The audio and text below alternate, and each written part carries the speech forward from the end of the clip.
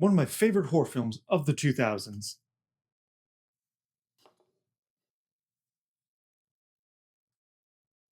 Hmm,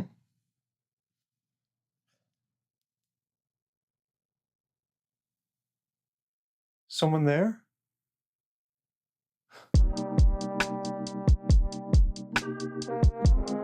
Well, we're having a few technical difficulties, but like I was saying, The Descent is one of my favorite horror films of the 2000s. Now, this was released in the UK in 2005, but here in the States, we didn't get it until later in 2006. I rented it and watched it with friends in a den with the lights off, which are about the best conditions you can watch it outside of a theater. So now, 20 years later, how does The Descent hold up? Is it still the expert horror pastiche that it was back then? And is it actually better than most modern horror movies? The Descent follows six adventurous female friends in the UK.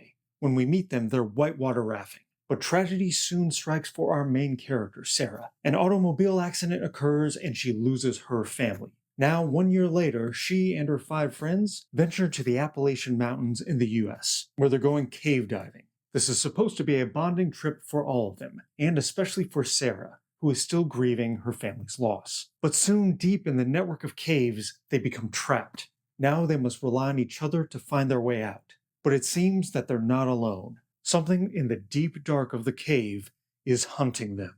A lot of modern horror starts at the traumatic event and then just wallows in it. It's about the wallowing. We actually get to explore more interesting dynamics of the character of Sarah, because she's now in the moving on phase. We don't quite know where her mental space is at. And this allows the movie to explore not only its setting and its characters, but get us faster to the thrills, spills, and kills of what is essentially a monster movie. Spoiler alert. Director Neil Marshall is not interested in crying and moping.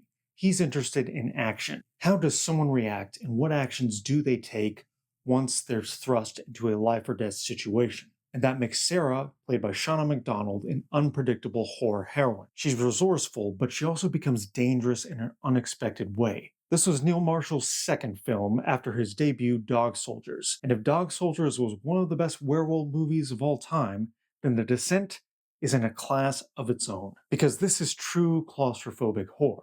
And well before even the monsters show up, we're clutching our fingernails into our armrests and hyperventilating at just how anxiety inducing and terrifying crawling through a cave system truly is. The scene where our characters become trapped is one of the best horror scenes of the 2000s, because Marshall, his DP Sam McCurdy, and his production designer Simon Bowles put us right in the space with these actors. So when the monsters show up, a literal terrestrial threat, well, we're actually kind of relieved, because at least that's something we can understand. Not many of us, outside of the adventurous types, can understand what exactly the thrill is of squeezing yourself through a tiny hole underground. The 2000s were an interesting time for horror films. It was the time of a lot of horror remakes. Texas Chainsaw Massacre, Friday the 13th. And it was also the time of the torture porn genre. Your Saws, Hostel. But outside the US, it was also the French extremity movement, a period of French films that took body horror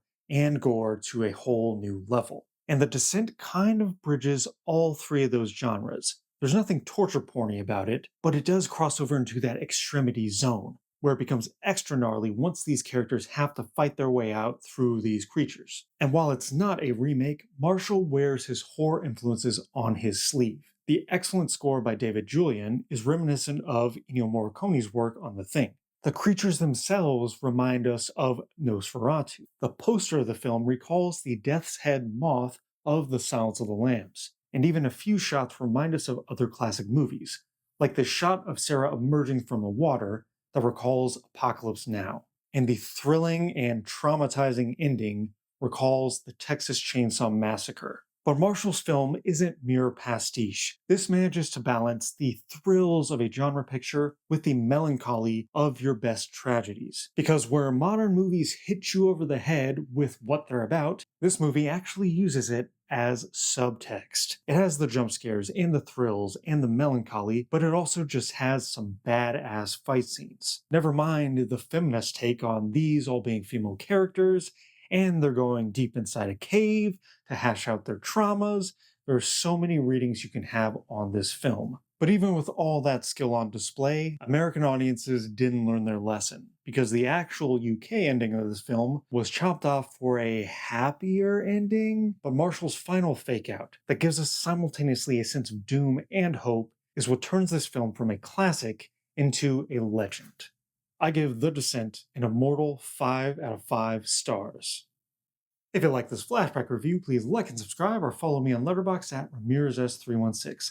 Now, if I can just get my lights to work, I can find my way out of here, just as long as there's nothing lurking in the dark.